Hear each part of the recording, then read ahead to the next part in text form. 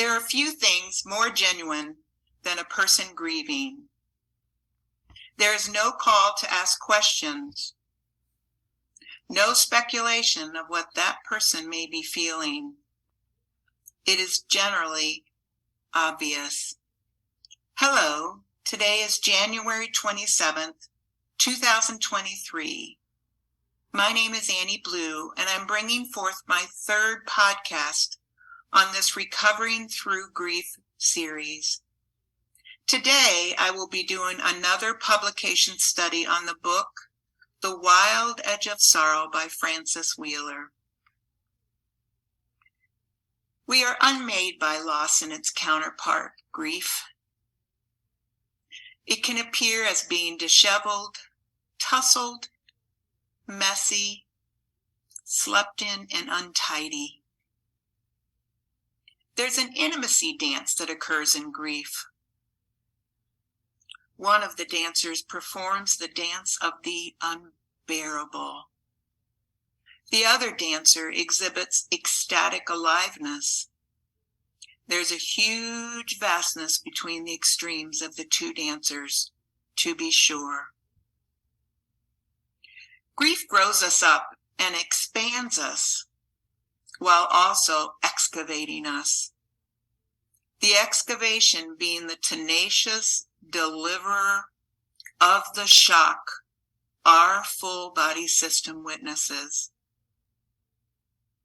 Grievers can waver between being in fear and denial, while also cultivating and merging the innermost fabric of their soul.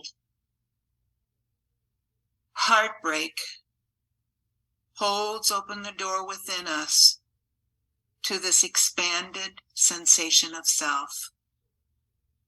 Our self is like a jack of all trades. It presents its helpful tool uses to us as we explore more deeply our inner caverns. In this deep dive, we seem to land with a thud upon grief's stage. Because of the lessons learned within the loss and grief we encounter in life, grief can be referred to as our spiritual employer. This is surprisingly, graciously exalted when grievers begin to witness the gifts they bring forward to others in the griever community due to their grief journey exposure and inner growth. In Anthony Wheeler's book, he shares about gates of grief. The gate of, we will lose everything we love at some point. The gate of, the places within us that have not known love. The gate of, the sorrows of the world are overwhelming. The gate of, what we expected and didn't receive. The gate of ancestral grief. It is easy to miss the opportunity and the gift of grief if we bypass its use as a portal or doorway to see what lies beyond its walls. There resides within grief, within the grief we carry, grief that is not personal to us. A new concept to consider that the grief we manage is not always ours. Thank goodness, our empathetic self-fragments and or our compartmentalized parts of ourselves still take action to welcome, retain, and attempt to stabilize grief's offshoots.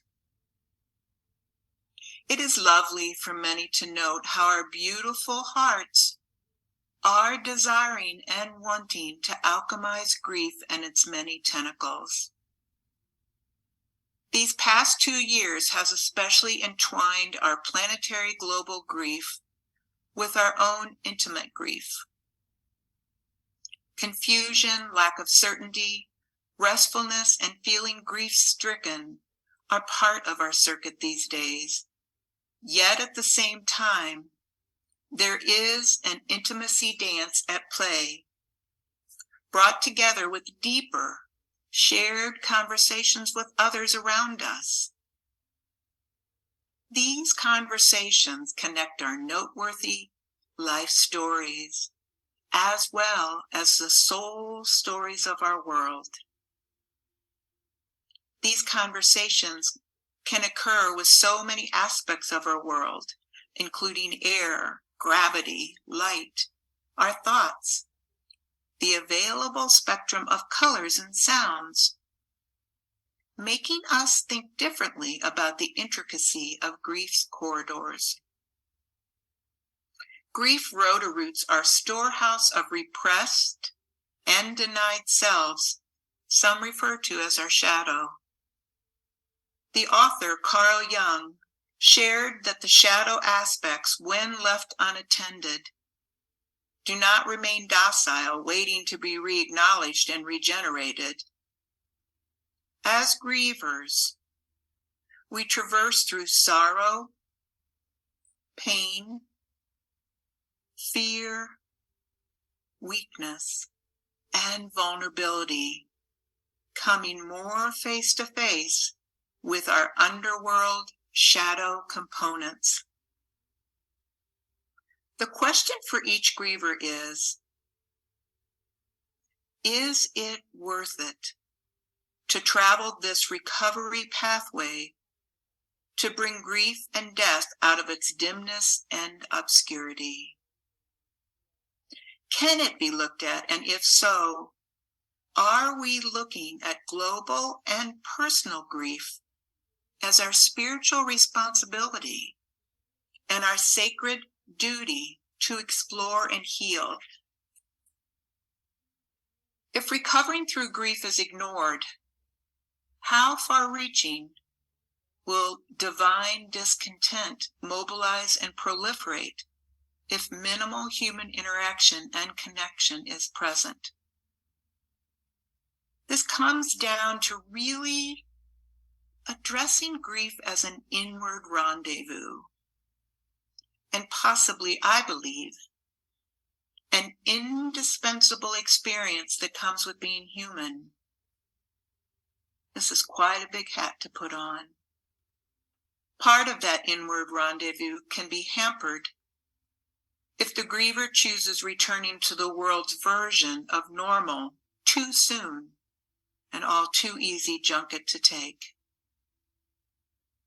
Apologizing for one's tears or feeling sad when grieving dishonors the all-important, necessary, self-nurturing recovery within grief. This recovery process deserves our self-courtesy and self-compassion, keyword being self. Daniel Quinn, in the book The Great Forgetting, stated of 3 important sorrow assertions.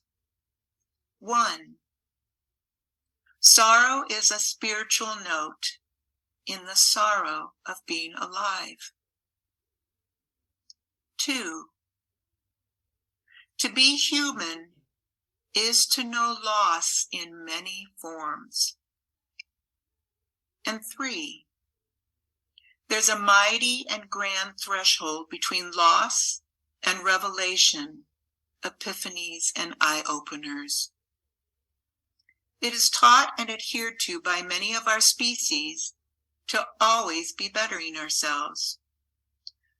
Through the goal to better ourselves, one can witness the byproduct of rising out of and or through our complications, our quandaries, our dilemmas, our obstacles, our ashes. Being a good moderator to ourselves emotionally is one of the many hurdles that crops up. We can forget this important foundation and instead find numbness, amnesia, and anesthesia. Our senses can become dulled and distracted when grief is present and overshadowing our daily everything. Ludwig Wittgenstein wrote in a quote, "What we cannot speak of, we pass over in silence. It re-arises as symptoms over time. It is easy for grievers to fail to remember that being outraged is actually a sign that our soul is still awake amidst the high-end shock of grief to our systems." Reiterating the global planetary grief component, it is helpful to recognize that we are all bound together in a seamless web of life, an alternative philosophical approach for us to look at. It is easy to forget and omit that as a human species, we are a living culture, rich with stories and traditions, rituals, and patterns of teaching. Thus, looking at symptoms that surface related to unspoken, unrecovered grief can quickly accelerate intensity in relation to cultures and teachings passed on over time. Leading ourselves back to our vital life force involves an apprenticeship with sorrow, a sort of soul activism that brings forward a deepening, a ministering, a listening, and a tour with devotion. As stated by Francis Wheeler in The Wild Edge of Sorrow, grief is not here to take us hostage. It is here to reshape us. I repeat, grief is not here to take us hostage. It is here to reshape us. Residing in grief's structural tension between itself and appreciation is the griever's calling to show up to and persevere through. Scream back at me as loud as you want with this if needed. I understand entirely. For me, with my grief recovery efforts, a childlike reaction appeared often on my horizons, displaying as hopelessness, panic, overwhelm, loneliness, and shame. Because of this, I learned the important maps and necessary self-reverence available for fortifying one's interior landscape. This included the recipes to advance through this tension, reestablishing our adult self. Writing, drawing, prayer, dance, sound, experiencing nature, and meditation are just a few options Francis Wheeler speaks of exploring. Mr. Wheeler spoke of the value of attunement, which he summarizes as a particular quality of attention wedded with affection offered by someone with love and trust.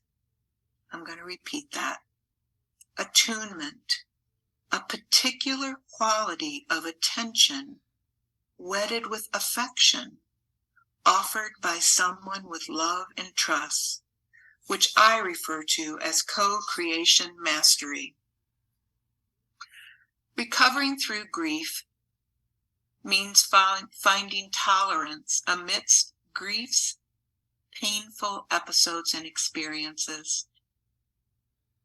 Within the journey of personal and global grief transit, a foundational rising of reassurance, optimism, dependability, and inspiration can ignite the initiation that recovering through grief launches. The heed to the call to other grief-experienced travelers to support the griever community is fervent. Generally, with love and compassion, they mentor comforting, consoling, emboldening, and non-threatening support to the griever's needs and wants at receptive moments of the griever's reality. This genuinely helps the griever to face what is taking place in their life. Linda Graham, in the book Bouncing Back, states bonding and belonging nourish resilience. She shares, the process of being seen, understood, and accepted by an attuned empath often engenders a sense of genuine self-acceptance, a feeling wherein the griever can witness feeling profoundly okay at times. Grievers have the eventual capacity to feel safe enough, strong enough, and sure enough. These values offer the griever the self-permission to venture courageously into the world and develop the competencies needed to deal with life's problems. She speaks of the love hormone called oxytocin released when we as humans are touched and held. By accepting the layers of loss over time, the griever can bring to light their capacity to respond, to protect, and to begin the restoration process of what has been hurt and disarmed. This closeness with loss enables their heart to stay open, fluid, and open to life, and to the world. In closing, as always, I like to bring in Tarot for adding insight into the topics I discuss with this series. I ask the question of the cards, what can be expected within the wild edge of sorrow? The card drawn was the card of perspective. In many decks, this would be called the Hangman. The key words that come up with perspective are surrender, intentional pause to reflect, letting go, realignment, and enlightenment. This card shows us an image of beautifully colored hot air balloons against a golden sky background with beautiful clouds below them, with hints of yellow mountains appearing. Fire is the element used to propel hot air balloons from the ground up into the sky.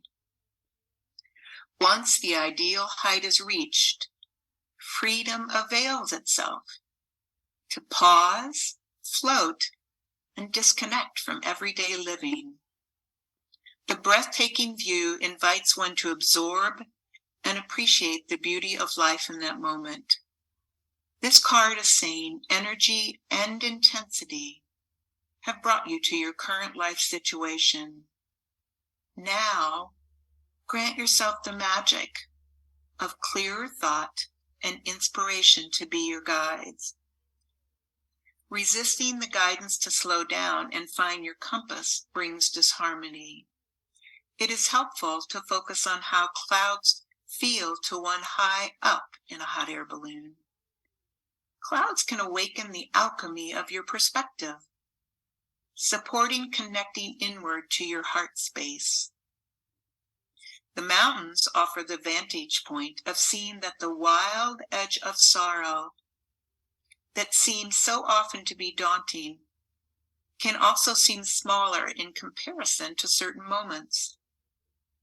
The mountains express obstacles that can lead to unlimited viewpoints and situation appraisals amidst the sky and clouds as their backdrop.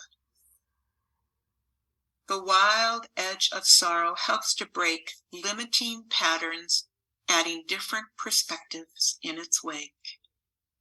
And lastly, grief is a time out of time, a deep dive into a space of sorrow and emptying. In coming back from grief's underworld stopover, one is changed and excavated by its recovery work. There is wisdom in offering time to those who mourn, alleviating the accumulated losses of a lifetime that would weigh us down. Grief asks that we honor its loss and holy visitation.